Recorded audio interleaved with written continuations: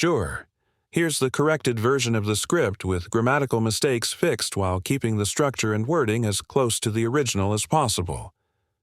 The Labour government finds itself crumbling under immense pressure, paving the way for a historic takeover by Reform UK. After months of growing public outrage, policy failures, and record-low approval ratings, the British people have had enough. The final nail in the coffin came as King Charles himself was reportedly compelled to step in, signaling deep concerns about the nation's state. Welcome back to Britain Info.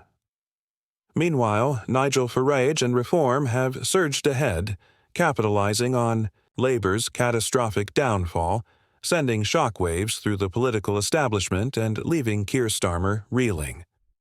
A majority of Britons have now been found to perceive the Labour government as not just incompetent, but entirely incapable of governing.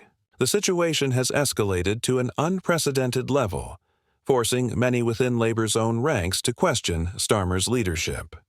It was reported that in July of the previous year, Labour had ended 14 years of Conservative governance by achieving a sweeping victory in the general election. The party was said to have secured 401 MPs and won a commanding majority of 174 in the House of Commons. However, this victory is now proving to be short-lived, as the country has turned against them in record time.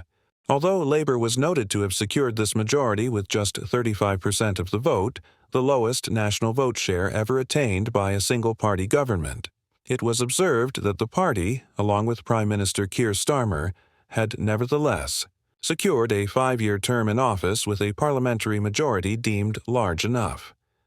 Labour was stated to have the ability to implement any legislative agenda it wished to pursue. Yet, instead of delivering on their promises, the party has plunged the UK into deeper crisis, causing frustration, economic instability, and social unrest. However, after 8 months characterized by missteps, blunders, and growing economic uncertainty, it was reported that the initial optimism with which the Labour Party had entered government had been decisively diminished. Public confidence has now collapsed entirely, and demands for immediate change have intensified. Reform UK has capitalized on this dissatisfaction, gaining an explosive amount of support as the only viable alternative. Labour's policy proposals were said to have faced backlash from various groups including farmers, pensioners, and environmentalists. Additionally, an unexpected and concerning rise in inflation was reported to have placed Rachel Reeves in a difficult position as she prepared to present her spring statement. The economy is spiraling, and citizens are growing more outraged as they see their wages stagnate and their cost of living soar. These developments were indicated to have had a severe impact on the government's public approval ratings. Starmer has been accused of failing to act decisively and instead hiding behind ineffective policies. His weak response has only fueled more anger, with Reform UK taking full advantage of Labour's implosion. Polling conducted by Redfield and Wilton Strategies was said to have found that the Prime Minister's approval rating had now matched his lowest net approval rating as opposition leader, which had been recorded in the autumn of 2021. It was also noted that the public had given the government negative net approval ratings on every major policy issue surveyed, and a majority of respondents were reported to view the government as incompetent. Additionally, it was found that Nigel Farage and Reform UK had emerged as a serious threat, and that threat has now turned into a full-blown political revolution.